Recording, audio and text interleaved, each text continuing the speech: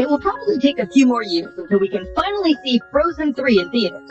Nevertheless, several theories about the plot of the third film are already circulating, even though there is no footage and no official information available.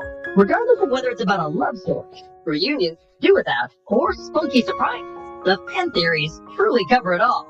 In order to bridge the time until an official announcement, and to fuel your anticipation a little, we'll summarize the best theories for you in today's original video. Before we start, we'll briefly recap the ending of the second part for you, so anyone who doesn't want to hear any spoilers should skip ahead now. We will also quickly go into the individual character developments between movies 1 and 2. Let's be honest, there's quite a bit that should be briefly reviewed. Anna realized the only way to free the enchanted forest from the magical mist is to destroy the dam. This was the one her grandfather had built for the Nostalgia on the basis of false promise. Although she knew that the water masses would destroy Arendelle, she thought the earth giants shoot down the dam. This releases Elsa from her curse, allowing her to escape from autopilot. She also finds that she is the fifth elemental spirit, which must restore the balance between the spirits. She rides towards Arendelle as fast as she can on the enchanted horse Nog to save the city from destruction. She's even able to bring Olaf back to life, who fortunately still retains all of his memories. After all, as we have learned, water does have a memory. Kristoff also finally manages to propose to Anna after 2 long hours, and Elsa realizes that her future lies not in Arendelle, in the enchanted forest with the Nostalgia and the spirits. So in the end, Anna does become queen after all. So it can be said, Frozen 2 was more than just a feast of emotions. Suspense, feelings, jokes, everything was provided, especially the character developments. In contrast to the first film, were clearly visible. Fan favorite snowman Olaf, who was mostly known for his childish emotions at the beginning, starts asking profound questions about life in Frozen 2. So one could suggest he's growing up. Kristoff is no longer just the uncouth Iceman. Instead, he grows into his role as a slightly different Disney prince. He also works hard at his boyfriend traits and spends 75% of the film figuring out how to propose to Anna. She, on the other hand, is hardly recognizable. There's not much left of the naive princess from the first part. Rather, she's struggling more than ever to keep her family together and to make sure that everyone protects each other. In the end, it is her who is willing to make great sacrifices to restore peace between the spirits. Now, Elsa has to finally overcome her fear and acknowledges what she is, although she doesn't even really know that at the beginning of the film, obviously.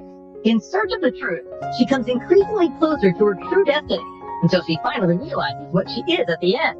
Thus, she can finally leave the chapter of being a queen behind her and follow her destiny.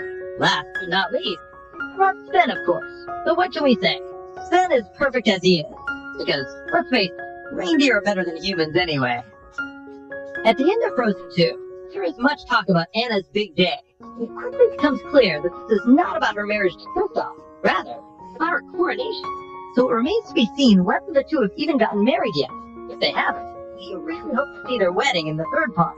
Not only since they aren't the typical Disney couple, it's because the wedding could be the focus of a larger story. What if Hans came and kidnapped Anna? Olaf, Sven, Kristoff, and Elsa would have to go looking for her in order to rescue her. Possibly, Sven and Kristoff would crash on one of their chores. Although, that would be a little too lackadaisical for a Frozen part for sure. No matter how the story surrounding the royal wedding might turn out, it is clear that we absolutely want to see it. The only royal wedding that we would actually watch in theater. After it took almost 2 whole movies for Princess, Queen Anna, to finally get married, fans all across the internet agree that it's slowly but surely time for Elsa to find her great love as well. The question that arises now is, of course, who? Do we already know her future husband? And this is exactly the point where we intervene and say, who is even talking about a future husband? Anyone who watched the second part attentively must have noticed that there was always chemistry between Elsa and the Nostalgia honeymoon. We would be very happy for the two of them. Elsa actress Idina Menzel also said in the run-up to the second film that the relationship between the two seems as if many things point to a love story in the third part. We all know that love is an open door. Still, even if Elsa fails to find the great romance, she will certainly be busy with all sorts of things in the third installment of the series. After the mist is lifted and the enchanted forest is now free, it naturally harbors all sorts of dangers. As seen in part 1, Arendelle not only has allies, as there are also countries that look upon the kingdom with envy. So it's quite possible that the one or other villain wants to use the power of the spirits in order to plunge Arendelle into chaos again. Although, needless to say, he would have to get past Elsa first. So not only are there dangers lurking from the outside, in the past, many people from Arendelle itself were reluctant, if not distrustful, of magic. Above all, Anna and Elsa's grandfather, King Runin. Therefore, it would be reasonable to think that there could be another plot against the Northuldra in the spiritual forest, which must be thwarted by Elsa. One perspective focuses on the narrative where the two sisters are satisfied where they are. Anna as Queen of Arendelle and Elsa with the Northuldra folks in the forest. So it could make sense to concentrate more on Kristoff, who may be left with some baggage to unlock. For instance, contemplate his parents' mystery. Kristoff, the initial main character we probably encounter in Frozen, and he emerges as a boy. We actually see him being kidnapped by trolls. The assumption is that he is orphaned, with no relatives until he is taken care of by the fantastical beings. But what if Kristoff's folks are still living somewhere, and return to find their son married into the royal family? So far, the films have always focused on protagonists overcoming past problems in order to build a brighter life. For example, Kristoff finding his parents and forming a bond with them will remain. There are numerous alternatives here.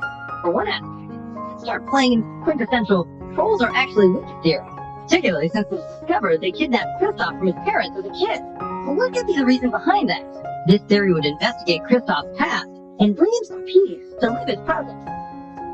A rumor that is spreading through the internet, but that everyone hopes is not true, is the return of Hans. You guys don't remember exactly who Hans is? Well, it's understandable that you forget about that little creature. I'm gonna jog your memory one more time. He is the youngest of 12 brothers from the royal family of the Southern Islands. Recognizing that he will never amount to anything in life, he tries to overthrow Elsa. In fact, he almost succeeds in doing so by pretending to love Anna, who was still very naive at the time. He will surely not be able to enter Arendelle simply like that again. But with the Enchanted Forest, a whole new world is opened up for him. It would be conceivable that he would like to get hold of a forest similar to the kingdom. Besides, it would not be totally out of the question that he might try his luck with Arendelle once again, now that the mighty Elsa is no longer queen. That's with the help of his brothers, or possibly with an army. Elsa, now known as the Snow Queen after Part 1, is renowned as being capable of turning anything to ice. But what about Anna? Does she really have no more powers beyond her courage and willingness to give her all for the one she loves?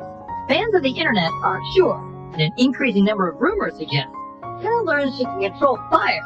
Hints about this can be found in the film if you search for it. The most obvious one is, of course, that her sister possesses powers. Moreover, Anna herself has red hair, the color of fire, for example, whereas Elsa has white hair, matching her ice powers.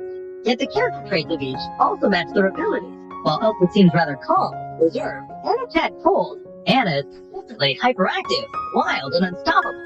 A conceivable scenario would be that Anna acquires her abilities and is unable to cope with the destructive nature of fire, much like her sister in Part 1. Elsa must then rush to the rescue and help her deal with the power of her newly acquired talent. Absolutely a scenario that we would find more than just exciting. Another Frozen 3 theory suggests that there will be an antagonist situation, hence strongly implying that warfare is a real possibility. The potential is that a different kingdom will attempt to try to invade and occupy the Enchanted Forest, forcing Arendelle to intervene militarily on their account. A monstrous enemy will be actually presented, who will be incredibly difficult to beat, even with Elsa's skills and knowledge. This villain's henchmen could potentially conduct warfare against all of Arendelle. It is possible that they will journey to the middle of the desert or tropical country to discover more about this supervillain, as the winter and autumn have already been covered in the previous movies. It would indeed be fun to see Elsa and Anna in a different environment, and also to comprehend how helpful and effective Elsa's powers are in such a type of environment. Though, not only Anna and Elsa could be made the focus of the events, many fans would certainly also be happy about a prequel to the Snow Queen series, in which the adventures of their parents are illuminated in more detail. The story around King Agnar and Queen Idina is capable of filling more than just one movie. Now that we know how the two met, many questions remain unanswered. What happened to Idina after the catastrophe in the Enchanted Forest? She surely did not stay at the royal court, so how did she grow up? After what happened, her life as Northuldra must not have been easy in Arendelle. On the other hand, there also continued to be exciting around Agnar. After all, he became king overnight, and he was still a young boy without a father. The first years of his regency would provide suspense on the screen for sure. Finally, their love story could be told, which would surely be almost as thrilling as that of their daughter. Though there are plenty of other characters from Frozen that have exciting stories as well. Lieutenant Destin Matthias, for example. Many people would surely be interested in what became of the soldiers from Arendelle after they were trapped in the mist, or what the life of loyal Matthias was like before the disaster. Not only him, but also Olaf, Yolanda, the trolls, Oaken, and Sven. All of these characters have potential to fill a film in which the two sisters would at best play a supporting role. So that was it. Our theories for a possible Frozen 3. Which ideas appealed to you the most? Or do you even have one that we didn't take up at all? Let us know in the comments down below. If you liked the video, be sure to give it a thumbs up. Apart from that, it's just a matter of time until we finally get our hands on some official information. See you next time.